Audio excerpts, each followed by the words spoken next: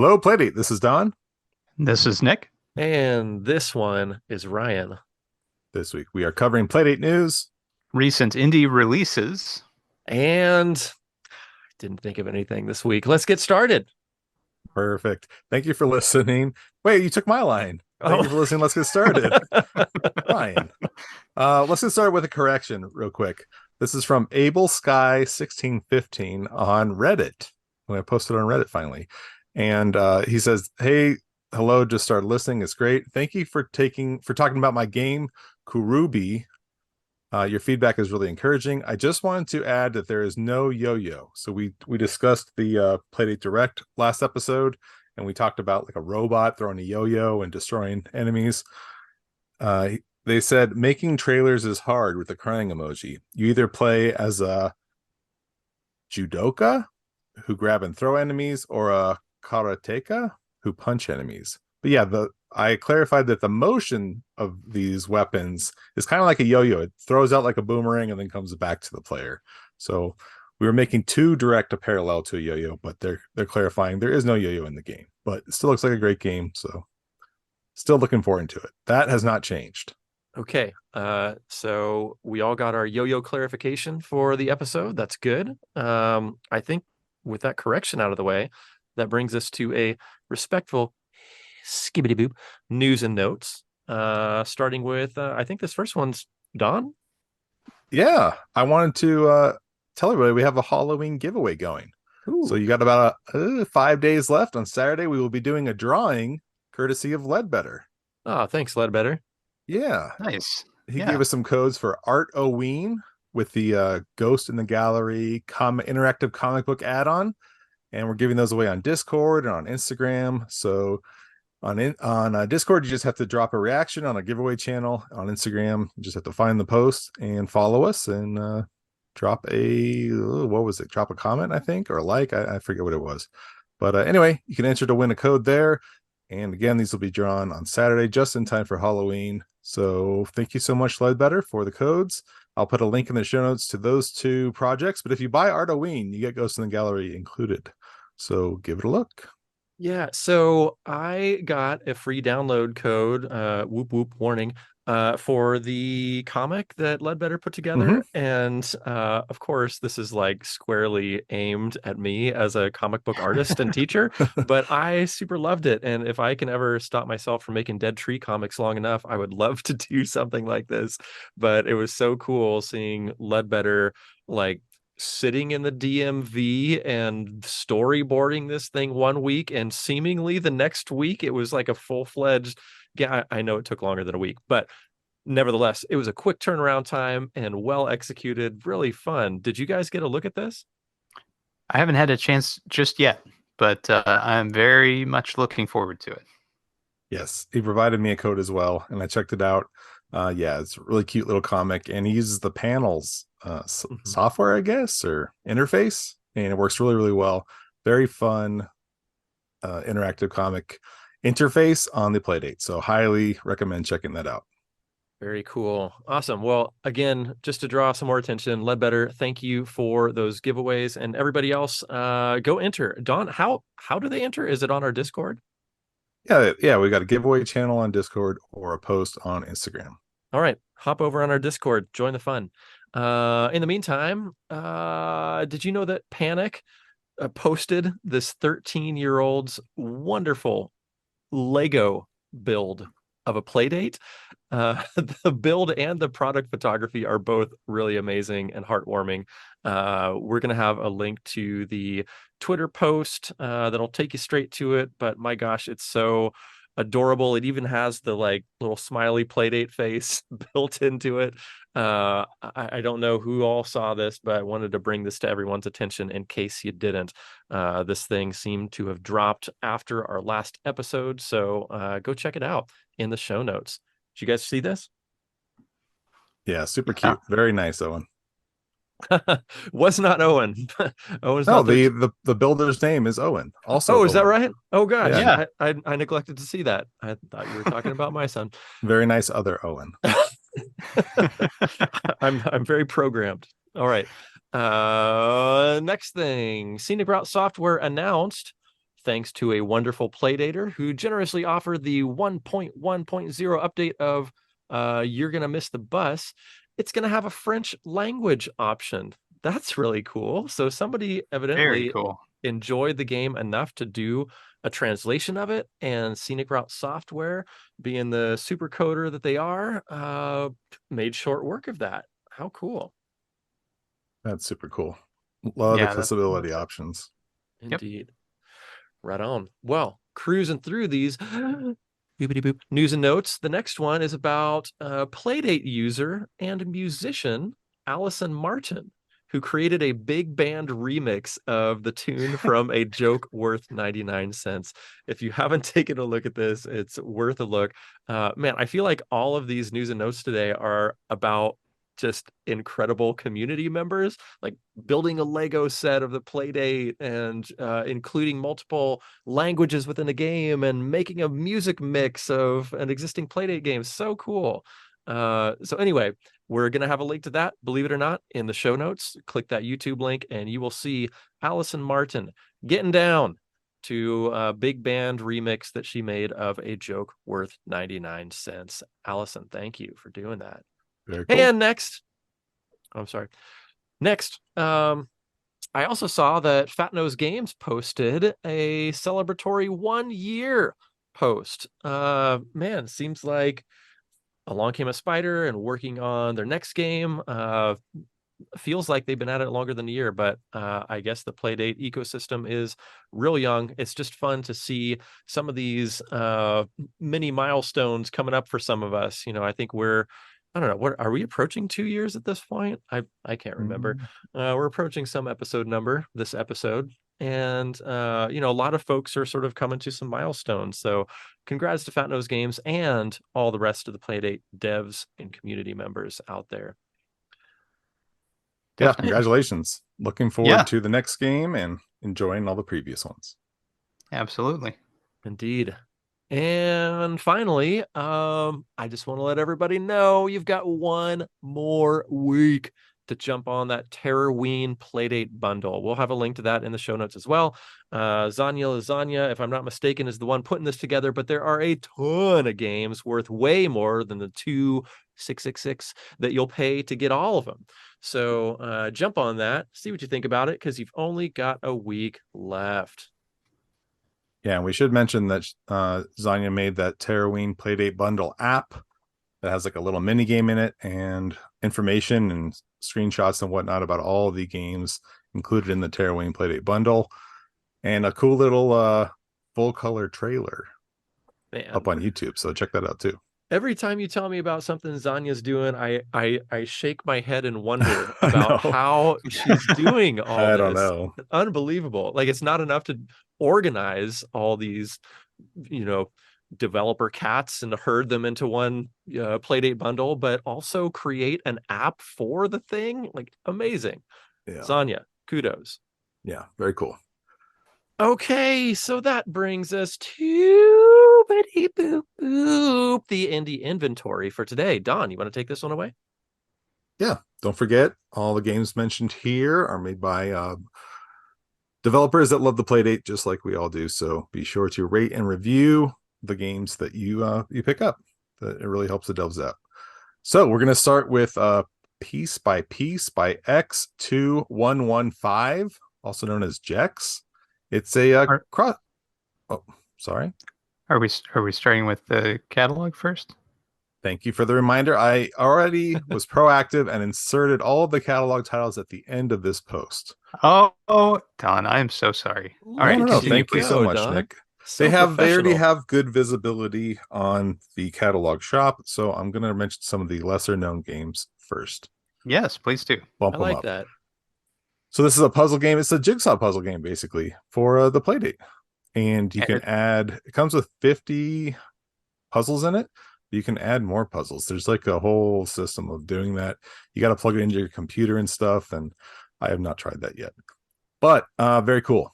Oh, wait. No. I'm getting them mixed up. I'm sorry. That's the crossword puzzle one. I'm sorry. You can add crossword puzzles to the crossword puzzle game. This game, I have no idea if you can add puzzles to it.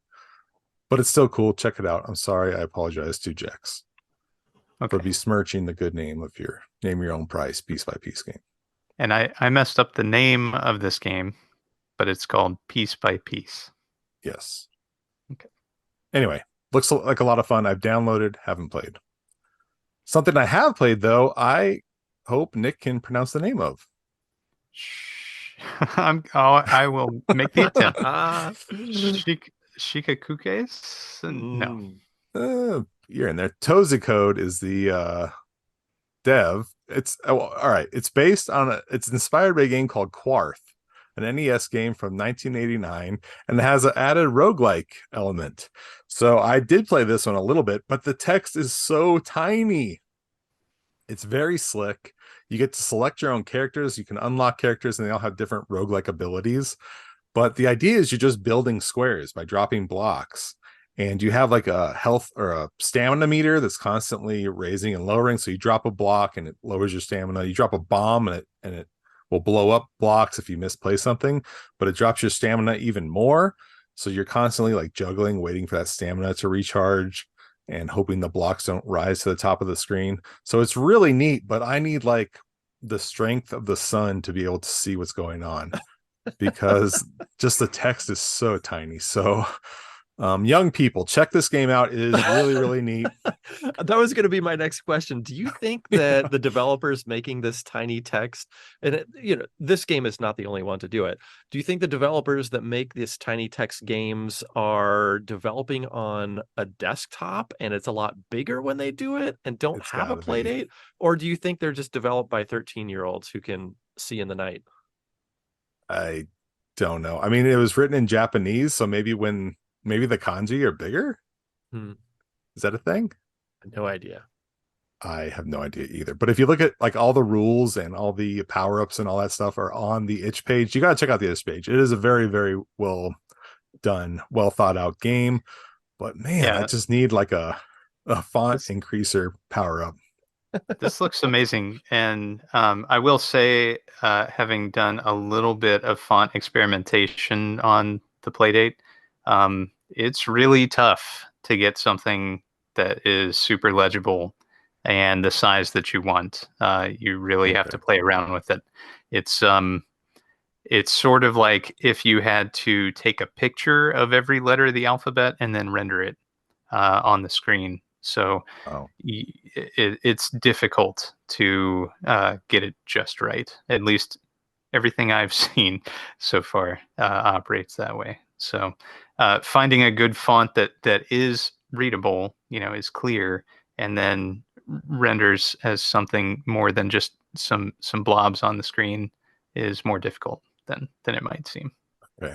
Well, anyway, not to spend too much time on this, but I got real curious about Quarth and looked this up. It looks like it's not only on NES, but also got ported to Game Boy.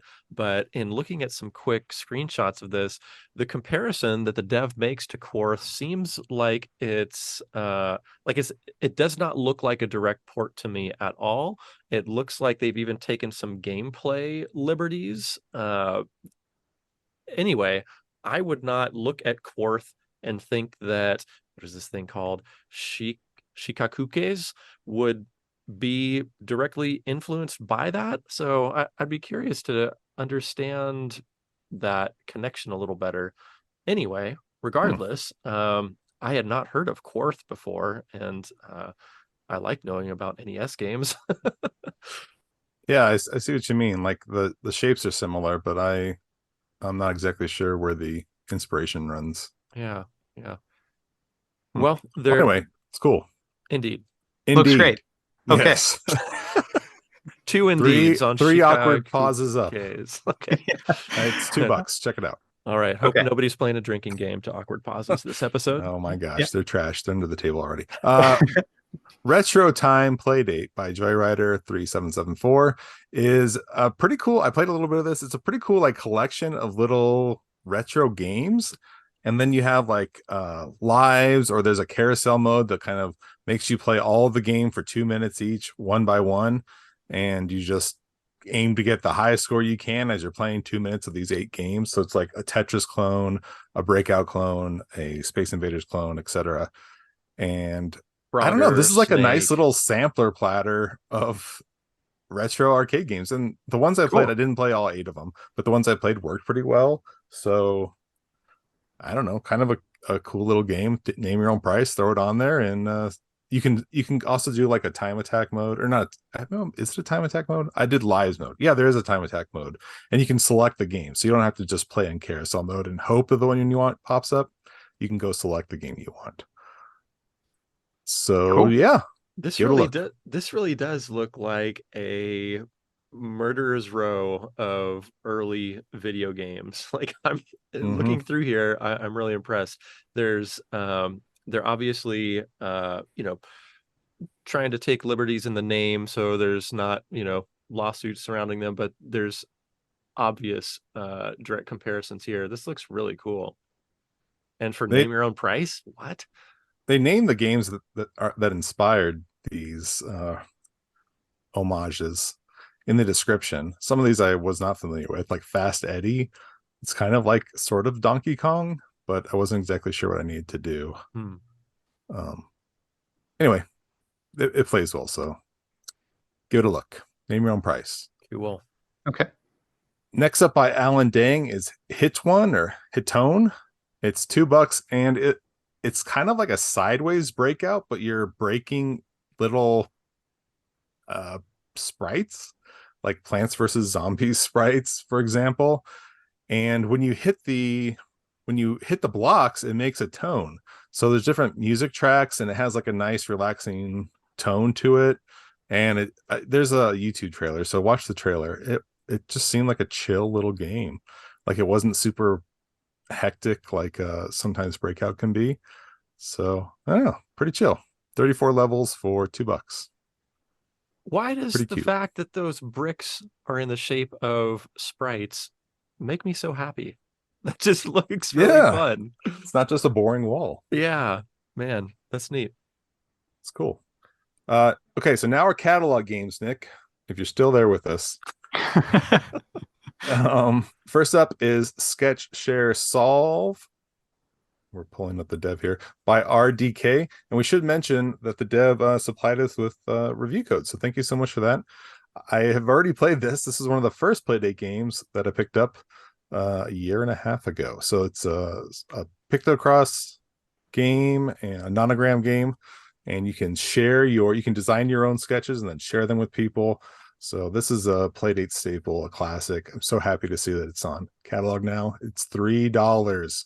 Don, Must own. what does that mean? Nonogram game? What does this mean? What am I doing here? Picross game. I don't know about That's what that. I told the dev when I emailed them back. I said Nick and I have been trying to get Ryan to play Picross games for like years now, It's true. and he still hasn't. Yeah. Well, now's your chance. You All own right. a copy. I emailed you a copy of it. Thank So you, RDK. I appreciate the review Rebecca, copy. I believe is the dev's name. Oh, cool. Thanks, Rebecca. So check it out, please.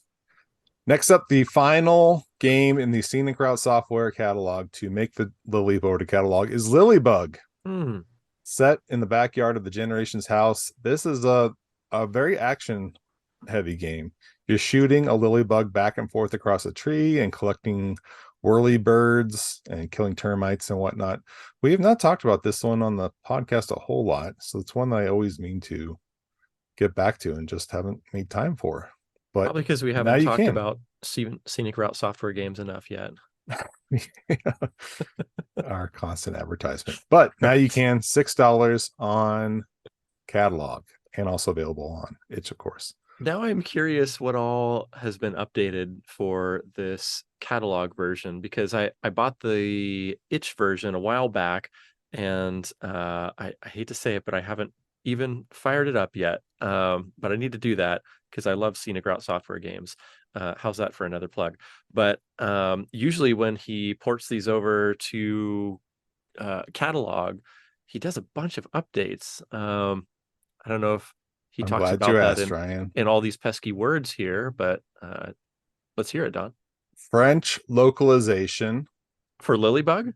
A dash line flight path indicator to make it easier to see what exactly the Firefly will pass over. Neat.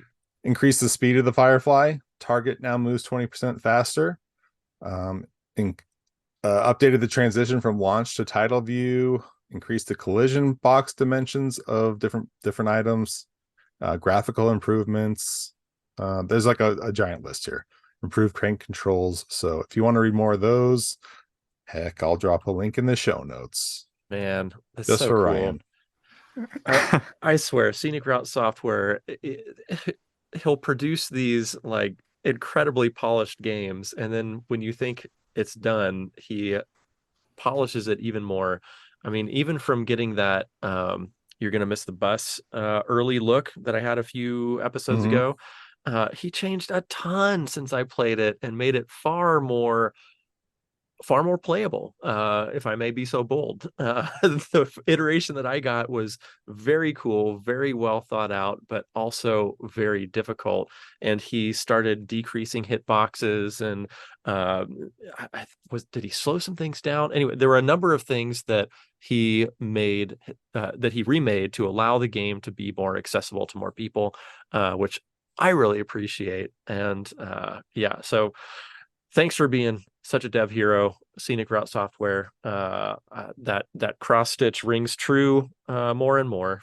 The best. Speaking of the best, next up is a game called Glagstone. We all know Glagstone, one of the best mysterious islands in all of Silveria, of course. That's a transition. I have not heard of this game, but man, it looks really good. How did this slip under the radar? For real, this isometric perspective world building thing they've got going on. What? This looks amazing. This looks like a Nick game. Totally. Yeah, I'm looking at the page here. Oh, maybe Nick doesn't have the internet. I forgot. Well, Nick, I'm going to describe it. It looks like a strategy game. I don't know how much you can see. You strategize with boats and trucks, and there's a mystery to an island. Huh. There are houses and lighthouses and mountains and trees. It looks incredible. Maybe Nick's gonna change his pick of the week for next week if he can ever see this. It looks like a combination of SimCity with like a point and click adventure game. Yeah, point and click live over the top. Got a secret ending. Oh my gosh. Ooh. I think cool. Nick might be reconsidering his pick for next episode in the next 30 minutes. Don't pressure him. It's set in stone, Ryan. All the pressure. All the pressure. Anyway, this is $6 made by Vtron. So I'm gonna have to take another look at Glagstone. And then we've got Quest for the X, $2, made by Intellicat, set in the 14th century France with the Knight Templar during the last days of the order. This, I can't tell exactly what the gameplay is. It's like a side scrolling, but also top down. It's got like an early PC C64 kind of vibe to it, with awesome castles. Oh my god, look at all this. This looks pretty fun. Caverns to explore, coins to collect, pictures of knights and skulls and people on horseback.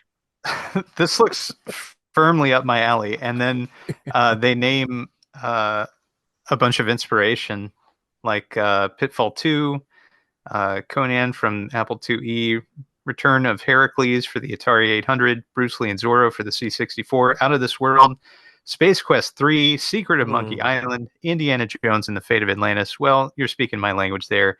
And the graphics appear to be like a mixture between Rampart, early Ultima games, specifically Ultima 3 on the NES, and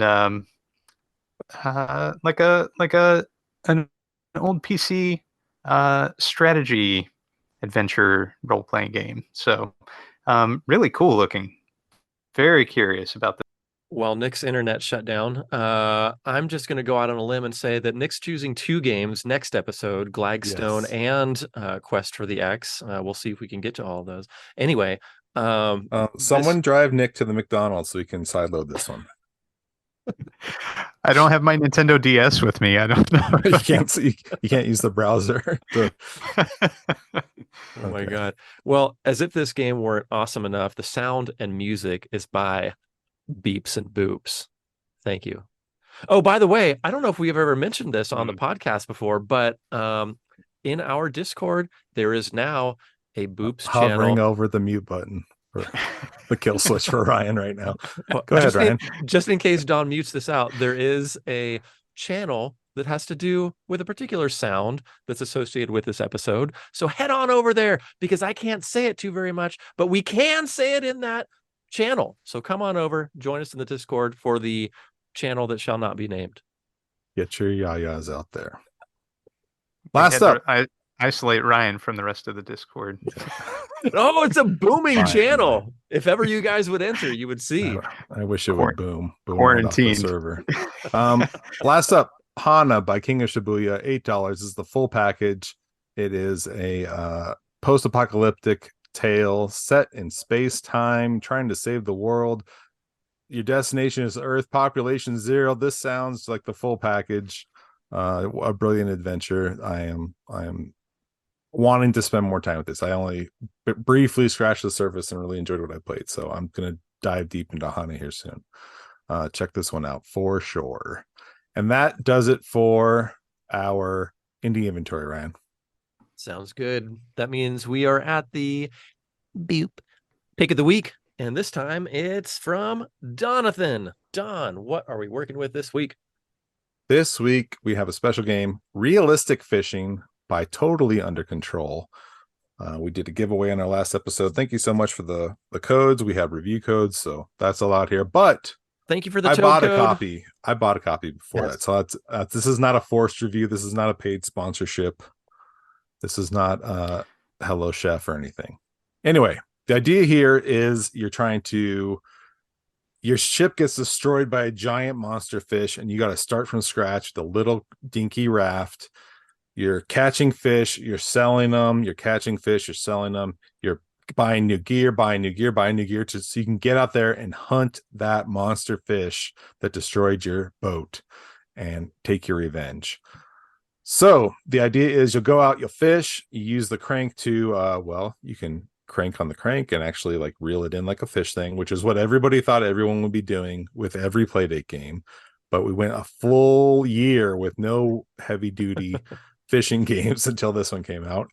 But so you can do that, but you don't have to. You can also just use the D-pad to move back and forth and kind of collect them. And then when you hit the surface, the fish fly into the air and you have a giant harpoon gun. And as they're falling, use the harpoon gun to shoot and stab them and collect them. So whichever ones you shoot and stab, those are the ones you get to keep. The other ones fall back into the water and they get a second life. And then you can switch over to your not propeller. What is it called? A paddle. Switch over to a paddle. Mm-hmm. Use the crank to paddle over to different areas of the map. You can select whatever area you want. You can go home and sleep and change your gear there. And there are lots of cute dialogue breakdowns. There's a very silly shopkeeper you interface with a lot. Oh my God. And there are many, many secrets to be found in Reel-istic Fishing, but let's hear what you guys have to say. Nick, I think you played a bit of it. What did you think? I did. I didn't quite make it all the way through, but I'm almost there. I really enjoyed the fishing mechanics. So you cast your lure down, your hook, your line, there it is, down into the depths, and then you can crank, as Don said, or press up or down to control the ascent or descent, or slow the ascent, and then left and right to move your hook back and forth. And essentially the fish are just really easy to catch as you move past them. They kind of hook onto the hook, and once you get up to the surface, as you say, you harpoon them. The things that I really enjoyed about the game were the sense of humor. There is so much that is a little offbeat bit of humor behind every turn. The shopkeeper is incredible. All the dialogue is really interesting, and the animations are stupendous. I was so impressed with all the animations and how much stuff is going on the screen at any given time. I believe Toad mentioned that this game was written in Lua, and that's a little surprising to me, based on how much You is hate Lua? happening at any given time. Oh, I didn't say that. I love Lua.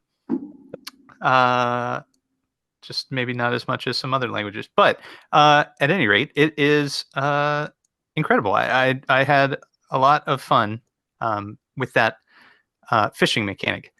I do have a couple of things that I would like to talk about, but before I get into that, Ryan, what did you think?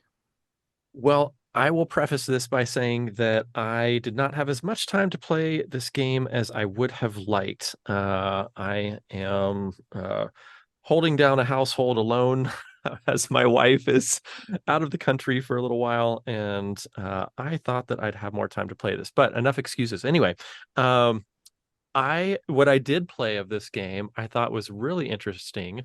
At first, it took me a little bit to get into it, if I'm being honest. There were a lot of words at the beginning, and you know how much I like that. I just want to get into playing a game, and it took a while to get in there, but it was needed to understand what you need to do. There's also a lot of different aspects, a lot of different mechanics to become accustomed to, from not only the fishing and the lure and the line, but like this like journal that you keep track of, and then a map that you can go to different places on, and like every button seems to do something. So it's not like a game where you can just sort of like wail around on the D-pad or the buttons and it's doing exactly what you think it will. There's labels for each of these buttons, again with the words, that tell you exactly what they do. So it's well labeled. You just have to, take a little bit of time to get into it, and then I think it's pretty accessible.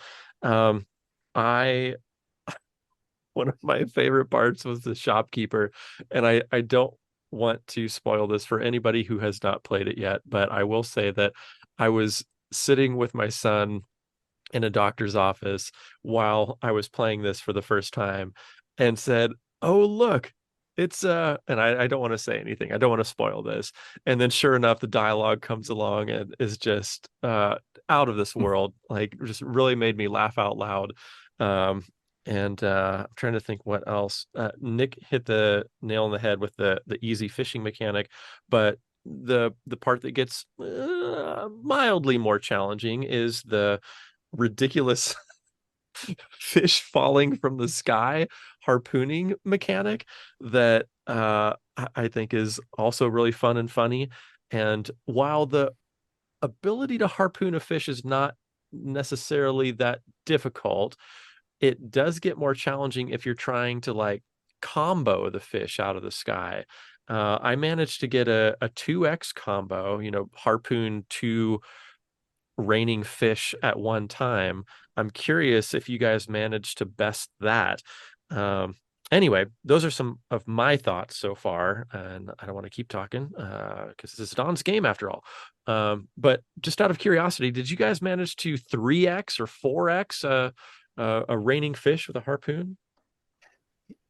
It gets a lot easier to combo the further you go. Okay. So as you're collecting more of the deep fish, that makes it easier. That makes sense, because you start out with this rickety little hook that can only hold like 5 fish. So I'm imagining as you continue moving through the game and buying better equipment that you can hold more fish, and then more fish will rain from the sky. Is that accurate? That's something I really liked about the game, is the gear as you upgrade it, it feels substantial. Cool. It's not just tiny incremental upgrades. You can hold more fish, and your harpoon improves more and more and more as you upgrade it, obviously. So at first it's really a game of timing. Like, okay, I see the icon where the fish is going to land. I have to kind of time it, so I'll shoot 2 seconds before it actually appears to kind of hit it. Maybe not that long, but by the end of the game, you've got a a sniper shot. Basically, you can just swirl around and pop them off easy when you upgrade it all the way. So the gear does feel very substantial. I was kind of in the same boat Ryan was. At first, I thought it was going to be kind of a boring game because the fishing wasn't very exciting, and I was like, oh, this is kind of like ridiculous fishing, but with a much slower shotgun aspect. But then it doesn't take long to start upgrading your gear, and the more you upgrade it, the more fun it became because you're digging deeper and deeper, and at a certain point it becomes a little bit of you're trying not to catch fish because you have so many fish on your hook, and you're so deep. If you catch too many fish, your line is going to break. And so you're almost trying to like, okay, I got too many fish, or you're really aiming for high dollar fish and you don't want to catch you're trying to miss the low dollar fish and move around. So it becomes more of a strategy game at a certain point. Yeah, so the game changes over time, and it just became more and more interesting the more I played, and that's what kind of hooked me. I see what you did there. Yeah. And made it more addictive. So it didn't take very long, but it got its hooks into me, and I became more into it. Also, I wanted to mention, did you guys try veggie mode? No. No. There's a veggie mode, and I thought it was going to be like most games. When you switch on like veggie mode, it just turns the meat to a picture of a carrot or something. But it didn't. It changes every fish to a fruit or vegetable. But not only that, the Fincyclopedia changes to reflect whatever it is. They're all represented in the Fincyclopedia. And that's cool. It's so cool. So you're catching lemons and sweet potatoes and parsnips or whatever, but there's dozens and dozens of them. And there's like ultra cashews for a bonus multiplier and like all kinds of stuff. And so you get in there and it's like, oh, I've never seen that thing. So you're trying to like swing your hook over to catch some weird vegetable you haven't seen yet in the game. And there's just the variety of fish or veggies in the game is so deep. I mean, I finished the game, and I don't know what percentage of the Fincyclopedia I finished, but I would guess half. Like, there's a ton of stuff I still haven't even found. There's just the replay value is through the roof. Yeah, there's just a lot of stuff there. So I spent the majority of my time just really kind of mainlining this game. So I've been just earning enough cash to upgrade the line, and that's pretty much it. Every once in a while I'll venture out and get some other upgrade, and usually I didn't have the experience that you had done. I would pick some lure that sounded amusing, and it was but that was about the extent of the upgrade that I found. So that said, I wasn't dropping the big bucks for like new harpoons or anything like that. So I have a feeling that changes my perception a bit on those upgrades. And if I spent the time and actually unlocked the other stuff, that would probably be a good use of my time. But the veggie mode, do you activate that through the menu, or do you activate it with an item or it's just in the settings? Yeah, it's at the very back of the Fincyclopedia, but there's a shortcut to it. It might be if you hit the menu button on the Playdate. I forget off the top of my head. Brian kind of mentioned that you have to pay attention to the on-screen button prompts, and that's kind of one thing that I would kind of knock it. The UI is a little unintuitive. Like, there are things like I mentioned in the Discord, I wanted to buy a boat, but I couldn't figure out how, because I thought that the shopping cart would make me go back into the shop, but the shopping cart button to press A actually makes you buy the boat. And I thought the back button made me leave the screen, and I just wasn't putting two and two together. So it didn't quite work the way I expected to. And kind of moving the screen all the way to the left or right, those are the exit and purchase options instead of pushing buttons. So it takes a little bit of getting used to. It does. It is pretty consistent though, because I had similar troubles just exiting the fishing screen. So if I wanted to get back on my boat, sometimes I would accidentally find myself casting again, because for whatever reason, hit the hook button instead of the back button, thinking that's what I wanted. Yeah, I did that too. I I've got to say, saying it out loud, I just sound ridiculous. Like I can't figure No, out anything. But yeah, in practice, I was surprised that I kept doing that because it happened more than once. It wasn't like, oh, yeah. that was real dumb. No, I it happened again and again. So I'm not sure exactly how to correct that. Maybe I'm expecting that there should be a button press to like confirm your results or something, and maybe that's what really gets me. But It has at sort any of rate, modern features, but the Playdate mhm. doesn't have modern button layout. It's an NES button layout, but Yes, the features right, in the game are deeper than NES games. very So modern. Yeah, yeah. Don, Um, I have a I question for you when Nick's done. no, no, no. Go for it. No, I insist. After you, Ryan. Okay, done. There is a mechanic on the fishing screen that shows you the weather. I also yeah, see that in the Fincyclopedia, there are weather icons associated with a different fish. So I assume yes, that you can only find certain fish in certain climates. yes. Correct? Okay. So here's my question.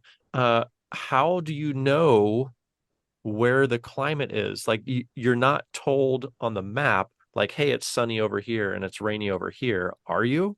The Like radio. there's a radio? The radio in the bait shop will tell you if it's a sunny day or not. And then if it's not what you Ah, want, you can go home and go to sleep and hope that huh. it changes. I never went for a specific fish. If it was rainy, fine. That's where the lures come in that Nick was talking about. I would maybe change my lure to something that would go for a deeper fish or a certain fish that liked night or that was attracted to music or something. That's Or when a I would little change my ghost. lure. Yeah, whatever. You Now really have when to read the encyclopedia for those kinds of hints. cool. So just to clarify, when you say lure, you mean lure, right? Lure, yes. Okay. Um, Now, I did not want to spoil the shopkeeper, and I still won't. But one thing that I will spoil here is going to be voiced in the form of a question. Did you guys ever wait around long enough when it was fishing time where a bird lands on your head? I did No. I did see that once, but I didn't really pay attention to it. What happens? What do you So, mean? well, when you finally do cast your line, the bird goes flipping off of your head and into the sea. It's pretty amazing. Oh, nice. I didn't notice. That's cool. That's incredible. So if you've ever got some Uh, time, let a bird land on your head. Very nice. uh, I do have a mechanical note or two that I wanted to voice, just opinion stuff. Sure. But I had a hard time with the harpooning aspect, and maybe that's Okay. just because again, I didn't spend any money on upgrading my harpoon. When you say But you I had a felt hard time with it, I'm sorry, when you say you yeah. had a hard time with it, does that mean that it was difficult for you to put the harpoon through the fish, or like you're a vegetarian, so you don't like doing that? I felt like I wasn't enjoying the mechanic. Okay. Um, so it didn't feel super necessary. I do understand, that's where a lot of your points come from because you can drop fish that you've caught. You don't have to spear all of them, but uh, it served only to frustrate and not really to elevate for me. Why? Really? Because it went too Yeah. slow or like It is fairly slow. There isn't a discernible pattern that I could figure out as far as the order that the fish appear. hmm At first, I thought there was, and I was like, "Oh, okay," uh, but no, that's not the case. that I could tell anyway. Maybe there is, and so I felt like I needed to be on my toes for this thing all the time, but it didn't feel really meaningful or impactful. So I just had a hard time getting into that portion of the game. And similarly, navigating the world, which first of all, super impressive that there's all this space and there's a difference. It reminded me of NES fishing games where you have to find like the good spots to fish. I thought that was so cool. But then I found myself just kind of like navigating 1 pixel away from the shop and just casting there all the time. I never really went further than that after my first visit to the shop, because I didn't see really much difference. Now maybe there is, and there's totally different fish. But I found that a little frustrating again from the gameplay element, because it's cool, but there's not a mechanic to it. So it's just something to get you from point A to point B, and the distance that you go away from the shop, for example, to go to a fishing spot, is the distance that you need to crank, and you got to crank for a while, even if you're going that 1 pixel away. But there's really no meaning behind it. So even if you go 1 pixel away, you still get to do the whole like 360 helicopter everything. rowing thing for a while, because that was no, another favorite part of mine. No. If you, it's relative. If you don't go very far, you don't have to paddle very far. If you go very far, you don't have to paddle very far, but you still do it for a while. Even your if you're boat going must suck, then. Really close. Yeah, it's the initial boat. I'm not putting money into a boat. Put money into a boat. Eventually, you get a boat that you don't have to do anything. It just steers itself there. Well, come on, Don. You don't buy a boat. Your friends buy a boat. The boats are like the cheapest thing in there. That's right. To use the boat. All right. I'll upgrade your boat. Giant fish destroyed my boat in the beginning. I'm not falling for that again. That's why you gotta get a good boat to go find them. But Nick did hit on something that Toad clarified in the Discord. He said that besides the hot spots, it does all of the ocean is the same. And once Toad clarified that, I stopped going far away from the shop. I would just go a little ways away and go fish and come right back, unless there was a hot spot. The hot spot is indicated by 2 fish on the map, and so if you go there, it's a better fishing spot. But yeah, kind of like what Nick said, I would just go 1 pixel away. But when you upgrade your boat, but you also upgrade your paddle, and once you get I think the 3rd paddle, it's like a piece of rusty metal or a coral or something. Once you get that, you're paddling very, very fast. Do you still get to spin it in a 360-degree motion? Yeah, you still have to do that. Well, that part's excellent. But yeah, so those are the couple of things that I had, small issues with. The other thing that was a super pleasant surprise was the music and the sound. I really enjoyed all of that. And again, the animation, the artwork, the jokes, the little Easter eggs that I saw, and obviously there's like a million more in there, because Ryan mentioned one that I hadn't seen yet. I'm sure there's many, many more. So fun. So I know I had some things that I had qualms with, but they're really minor, and mostly it's because I had limited time to play. Like, I feel like they would be less, they would stick out less if I had a lot more time to explore and enjoy than I did. Look at the back of the Fincyclopedia too.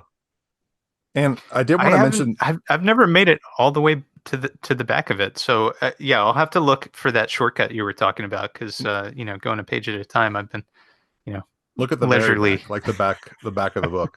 But I did want to mention the music for the battle or whatever, the end of the game is really cool. The credit scene is also really cool. So it has a satisfying finish. Very cool. I see Ryan's chomping at the bit. We should move along with some listener feedback. Ryan, you want to cover some of that? Yeah, I'll do some of that. I was going to mention for the Fincyclopedia, I never made it to the back either because when I hit those unknowable fish, I thought, oh, well, I guess I'll encounter them eventually or I'll unlock them eventually. And I thought, well, there's no reason to keep going here, but it sounds like there is. I should cruise to the back of that Fincyclopedia. All right, good tip. Well, on to feedback from our listeners who are far more articulate than we are, starting with Marco Hutchins says, realistic fishing is great. I really enjoyed using the crank controls for the harpooning, which was probably my favorite aspect of the game overall. Take that, Nick Baldridge. I also love that this is one of the only Playdate games I've played that has some ongoing character progression in terms of upgrading your gear and earning better equipment the more you play. Okay. I feel like there's been Playdate games where you update your gear, right? Like Inventory Hero and One of the only. okay. Anyway, didn't mean to jump in there. A big disappointment for me personally was that this is Marco Hutchins speaking, not me. Was that I did not think that the crank controls felt good when it came to reeling in the line. It has a similar feel to Reel Steel, but in this game the line is constantly auto reeling, and I found it cumbersome to crank backwards to slow down. Final miscellaneous thoughts from Marco Hutchins. I would suggest this for fans of Reel Steel and Fish and Feathers. I think By the Pier is still the best pier fishing game on Playdate, though I enjoyed realistic fishing more. Interesting statement. I would happily play and review any future games by this developer. Cool.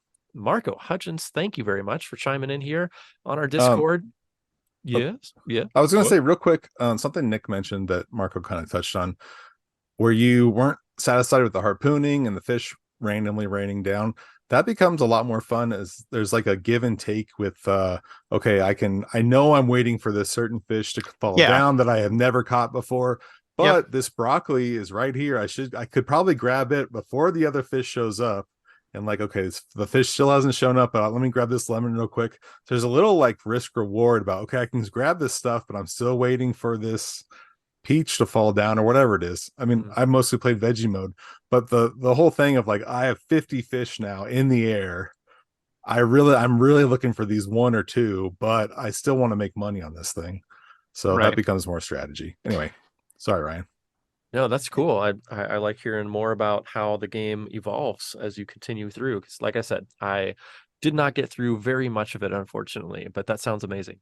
Cool. Am I reading all these? Do you want me to read the next one? Oh, or are we just giving our listeners more to drink with all our awkward pauses?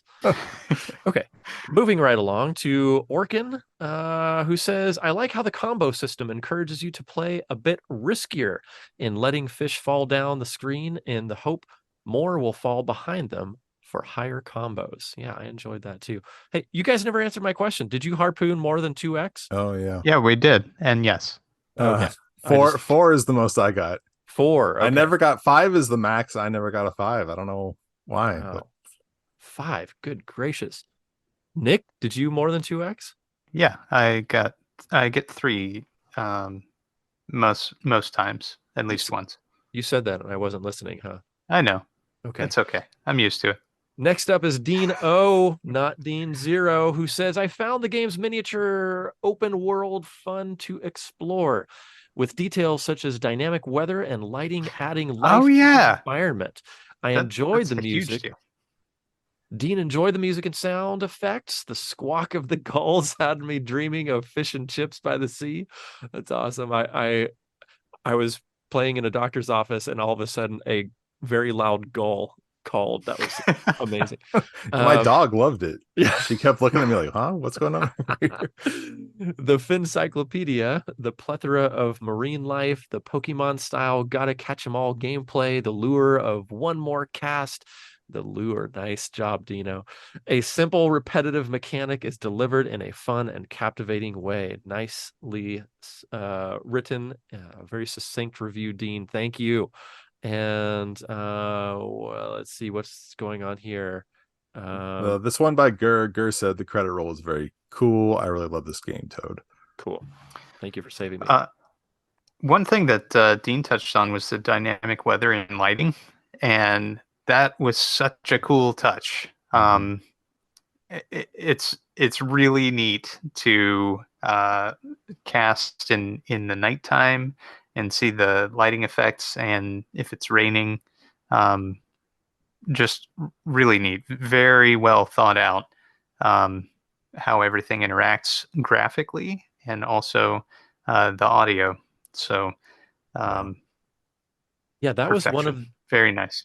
the environmental effects were one of those world building features that honestly just like seamlessly washed over me as I was playing it, and I didn't even think about it until Dean brought it up. And having conversations like this allow me to think like, oh yeah, like somebody had to make that happen. Like that was a choice. Yeah.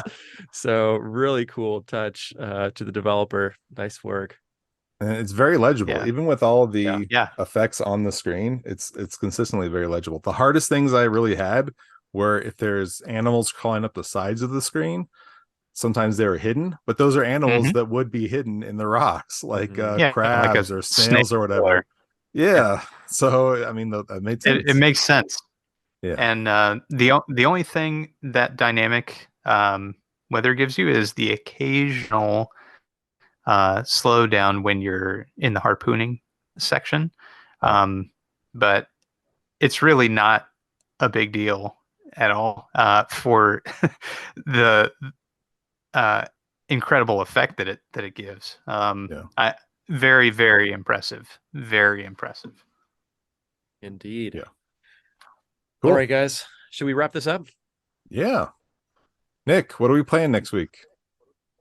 All right, next week we're playing Space Escape. Oh, I thought it was going to be By all the Clactic. catalog games. It's every catalog game, The Keeper including speed Space run. Escape. Oh. Yeah. Don and I will have the high score, and poor Ryan will still be working on the first room. But yeah, Clactic Space Escape. That's a name your price game, and it's available on itch. I don't appreciate that disparaging comment, Nick. So I will read our email address, which is helloplaydatepodcast@gmail.com. You can also hop on our Discord. There's a website, playdatepodcast.com. And I think Don does not like me to say the Twitter account anymore, but I'm going to say it. Hello PD podcast. I don't know. Oh, hey, somebody call the Bingos line. You can leave a message on there, right? Can we do that? Yeah. Nick's only. Can. Give him a call. 724-246-4671. That's 724-BINGOS1. Call that up, leave a message, and it'll give Don some editing work to do. That's the week He Ryan's editing. He needs more. That's right. I think this means it's time for me to make a shameless plug because this is 1 week before my book launches. Everybody, please, please, pretty please head out to onebiteatatimebook.com. That's onebiteatatimebook.com. I've been working on this big, beautiful, oversized art book of 20 years of my work in comics illustration and design. It's, oh my gosh, the launch is so close. I can feel it. I'm getting so excited. I cannot wait to share this book with folks. So please head over there when you have a moment. It's launching November 1st. That's onebiteatatimebook.com. And I got a short plug too. A copy of Drained is on location at Center of the Universe Brewing Company in Ashland, Virginia. If you happen to be coming out this way, it'll be there for a little while. So come check it out. Is this the first publicly routed copy of Drained? As far as I know. So cool. Yeah, I'm very excited. Worth a trip to Virginia. All right. Thank you so much for listening. Thank you for plugging your stuff. And we will see you in a couple weeks. More plugs then. Okay. Thanks, everybody. Are we done plugging Thank stuff? you. Was there more plugs? Did I cut off a plug? No way. Next week, we'll just plug all the same stuff. All right. Good night. Bye.